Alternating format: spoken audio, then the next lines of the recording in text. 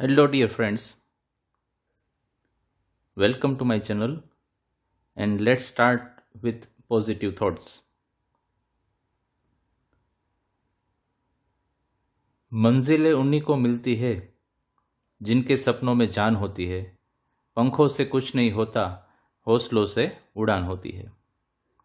Friends, તો આવા સરસ મજાના વિચાર સાથે ચાલો શરૂ કરીએ આઈએમપી કેમેસ્ટ્રી પાર્ટ 6, જેમાં 2016થી 2019માં નીટ, ગુજકેટ અને જેઈઈ મેઇન્સમાં પૂછાયેલા પ્રશ્નો છે એનું હું તમને સોલ્યુશન કરાવતો હોઉં છું. અને તેના આધારે મેં અમુક આઈએમપી ટોપિક્સ આપેલા હોય છે. મેટલર્જીને લગતું ચેપ્ટર આપણું general principles and processes of isolation of elements, અને એના જ હું તમને આઈએમપી ટોપિક આપી દઉં. મેટલ પ્યોરિફિકેશન ટેકનિક્સ બધી આમાં પૂછાતી હોય છે.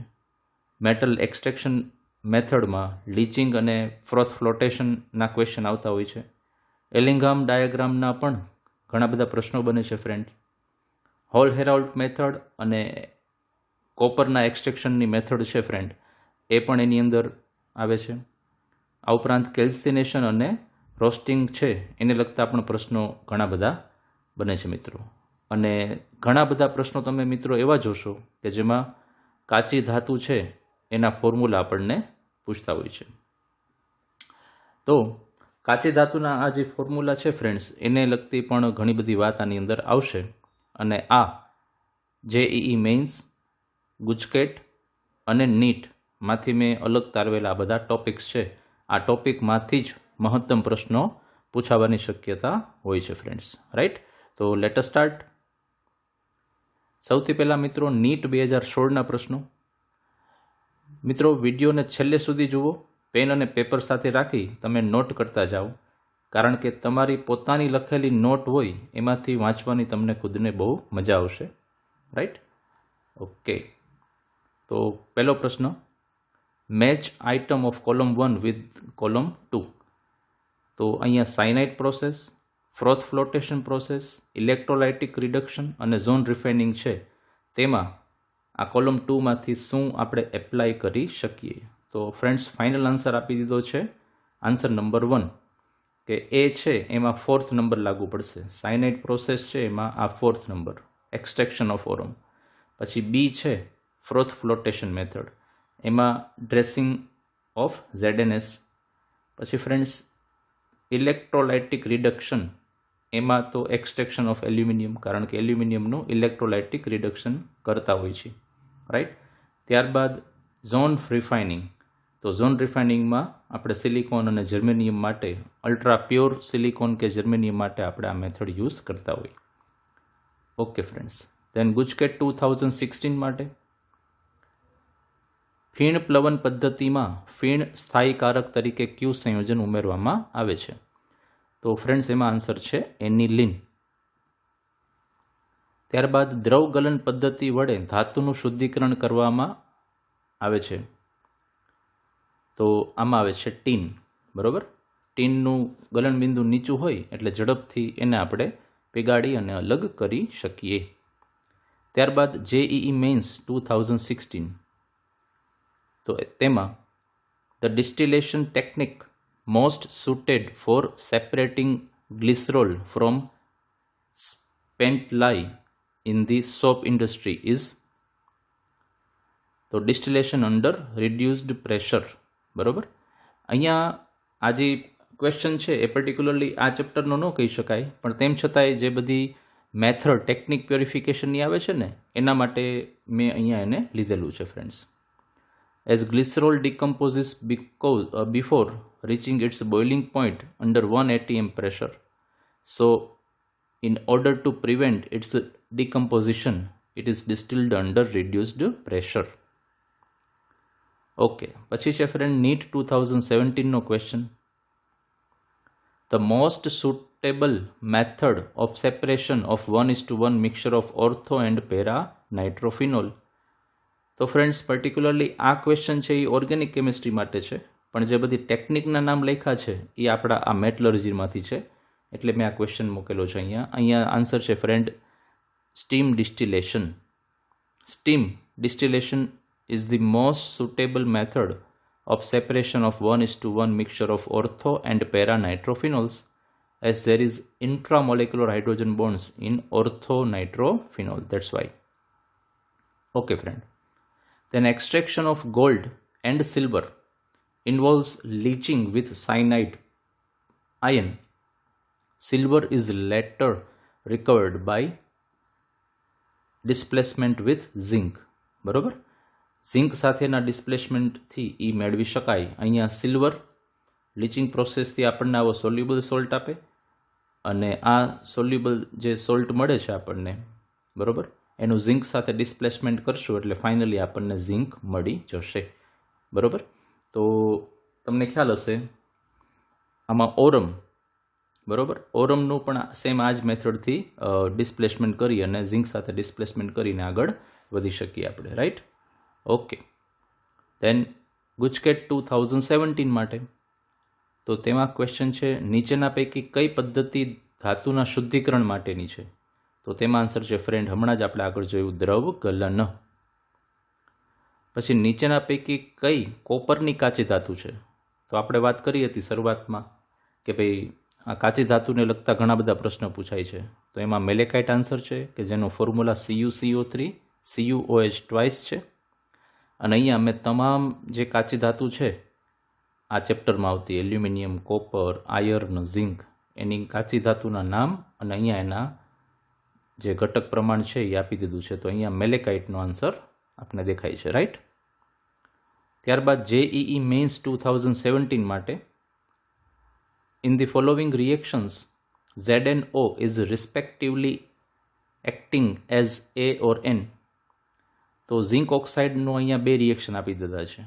તો એ કેવી રીતે રિએક્ટ કરે છે, એસિડ તરીકે કે બેઝ તરીકે? જો આપણે અહીંથી દેખાય છે ઓપ્શનમાંથી, તો ફર્સ્ટ રિએક્શનમાં ઝિંક ઓક્સાઇડ સિવાય સોડિયમ ઓક્સાઇડ છે, એ ઇન્ડિકેટ કરે છે કે આ પ્યોર મેટલ છે સોડિયમ. તો આ બેઝ હોય તો ઝિંક ઓક્સાઇડ આમાં એસિડિક હશે, તો કા આન્સર 1 અથવા તો 2 આવશે આમાં. અને ZnO પ્લસ CO2 તો આપને ખબર હોય કાર્બનના ઓક્સાઇડ એસિડિક હોય તો આ બેઝ બનશે. તો આઈ થિંક આન્સર આવે છે acid and base, right? Answer number 2. Okay, અહીંયા આપણે જે આગળ એક્સપ્લેનેશન આપી અહીંયા લખેલું છે, તમે વાંચી લેશો. ધેન નીટ 2018 માટે friend, considering Ellingham diagram which of the following metals can be used to reduce alumina? બરોબર, એલ્યુમિનાને રિડ્યુસ કરવા માટે આમાંથી કોને વાપરી શકીએ? તો એમાં આન્સર છે ફ્રેન્ડ મેગ્નેશિયમ. કારણ કે તમે એલિંઘામ ડાયાગ્રામ જોશો ને તો એમાં મેગ્નેશિયમની -ΔG વેલ્યુ એ ડાઉન સાઇડ આપેલી છે. Magnesium has more -ΔG value, negative ΔG value than alumina, so it will be in the lower part of Ellingham diagram. Metals which has more negative ΔG value can reduce those metals oxide which has less negative ΔG value. અને અહીંયા આ diagram ઉપરથી પણ આપણે જોઈ શકીએ છીએ કે મેગ્નેશિયમ છે એની આ વેલ્યુ ખૂબ જ નેગેટિવ ΔG સાઇડ છે. રેડી? ઓકે. ધેન ગુજકેટ 2018 માટે ફ્રેન્ડ્સ, કઈ કાચી ધાતુ કાર્બોનેટ ધરાવતી નથી? તો અહીંયા આન્સર છે ઝિંકાઇટ. અને એમાંથી આપણે કહી શકીએ આ ઝિંકાઇટનું ફોર્મ્યુલા નીચે આપી દીધું છે આપણને. ઓકે, અને બાકી બધામાં તમે જોઈ શકો કાર્બોનેટ આવે છે. દેન કોપર ધાતુના નિષ્કર્ષણ માટે ધાતુ કર્મવિધિનો કયો ક્રમ સાચો? તો એમાં છે સંકેન્દ્રણ, નિસ્તાપન, પ્રદ્રાવણ અને બેસેમરીકરણ. અને અહીંયા આખો એનો ઓર્ડર મેં તમને લખીને આપી દીધો છે, તમે ચેક કરી લેશો. ત્યારબાદ JEE મેઇન્સ 2018 માટે friends, when metal M is treated with NaOH, a white gelatinous precipitate X is obtained, which is soluble in excess of NaOH. Compound X, when heated strongly, gives an oxide which is used in chromatography as an adsorbent. The metal M is, તો answer છે friend aluminium. Aluminium છે એને NaOH સાથે react કરશું તો white PPT મળશે, એને access NaOH સાથે રિએક્ટ કરશું તો સોલ્યુબલ આવો સોલ્ટ મળે છે, અને વ્હાઇટ પીપીટી છે એને સ્ટ્રોંગ હીટિંગ કરશું તો Al2O3 મળે છે, અને Al2O3 is used in chromatography, column chromatography, right? બહુ મસ્ત પ્રશ્ન છે ફ્રેન્ડ આ. ત્યારબાદ નીટ 2019નો ક્વેશ્ચન, અગેન ઓર માટે નીચેનામાંથી ક્યુ એક મેલેકાઇટ છે? તો અગેન જો મેલેકાઇટનો ક્વેશ્ચન પૂછાણો. રેડી? ધેન ગુજકેટ 2019 માટે નીચેના પૈકી આયર્નની કઈ ખનિજ કાર્બોનેટ સ્વરૂપ ધરાવે છે? તો આન્સર છે સિડેરાઇટ. રેડી? સિડેરાઇટમાં FeCO3 છે, બાકી બધામાં નથી. ઓકે, તો તમે જોયું હશે ઓરને લગતા ઘણા બધા પ્રશ્નો પૂછાણા છે ફ્રેન્ડ્સ. ત્યારબાદ JEE મેઇન્સનો પ્રશ્ન, the correct statement regarding the given Ellingham diagram is, બરોબર, આ ડાયાગ્રામ આપી દીધો છે અને એમાં આ બધામાંથી શું એપ્લાય કરી શકાય? તો એમાં આન્સર, ફાઇનલ આન્સર આવે છે answer number 4. At 1400 degree Celsius aluminium can be used for the extraction of zinc from ZnO, right? અને ડાયાગ્રામમાં ફરી પાછું આપણે જોઈ લઈ, સૌથી ડાઉન સાઇડ એલ્યુમિનિયમ છે, આટલું આપેલું છે તેમાં, એટલે એની ઉપરથી અહીંયા 1400 ડિગ્રી સેલ્સિયસ માટે એ ઓબ્વિયસ છે કે શું થઈ શકે? Aluminium can be used for the extraction of zinc from ZnO. ZnOમાંથી ઝિંક બનાવી શકે, right? Okay. The ore that contains both iron and copper is copper pyrites, બરોબર? આ એના ફોર્મ્યુલા, અને અહીંયા આપણને આપી દીધું છે અલગ પ્રશ્ન, the reaction that does not define calcination. તો કેલ્સિનેશન એટલે શું? તો કે સલ્ફર સિવાયની બધી ઓર હોય ને એને આપણે હીટ કરીને ઓક્સાઇડમાં કન્વર્ટ કરીએ તેને કેલ્સિનેશન કહેશું, અને સલ્ફરવાળી ઓરનું ઓક્સાઇડમાં કન્વર્ઝન કરીએ તેને રોસ્ટિંગ કહેશું. તો આ પ્રોસેસ રોસ્ટિંગની છે, રાઈટ? બાકી તમે વાંચી શકો. પછી match the ores, column A with column B. તો ફ્રેન્ડ્સ ફાઇનલ આન્સર આમાં 3 છે. ઓરને લગતા ઘણા બધા ક્વેશ્ચન આવી ગયા, અને અહીંયા અગેન મેં તમને પેલું ઇન્ફોર્મેશન આપી દીધી છે. ઓકે, તો તમને આટલા પ્રશ્નો કરીને ખ્યાલ આવી ગયો હશે કે શું ઉપયોગી છે આમાં, right friends? In the Hall Heroult process alumina is formed at the cathode. The cathode is made up of, તો આપને ખબર જ હોય કે એમાં કેથોડ છે એ કાર્બન છે, રાઈટ? ધેન